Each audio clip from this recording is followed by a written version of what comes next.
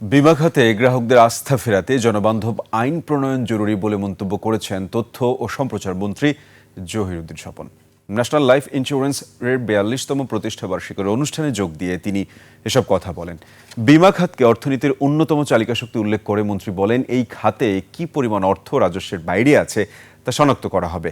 আধুনিক অর্থনীতির অনুষঙ্গগুলোকে কাজে লাগিয়ে বিমার গতি বৃদ্ধি করার উপর জোর দেন মন্ত্রী।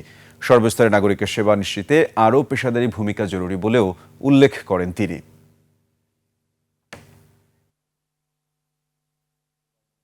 এটা কেবলই কিন্তু একটা সেবামূলক কাজ নয়, এটি হচ্ছে আমাদের দেশের এই অর্থনীতিকে বেগবান করার একটি অন্যতম উপাদান, এবং নাগরিকরা যেন এই বিমা জগতের নেটওয়ার্কের মধ্যে প্রবেশ করে সেই কারণে সরকারের কাছ থেকেই আপনাদের অ্যাসোসিয়েশনের উচিত সেই ধরনের আইন কানুন এবং বিধিমালাগুলিকে নিশ্চিত করা যা নাগরিককে আশ্বস্ত করবে এই বিমা জগতে প্রবেশ করার জন্য।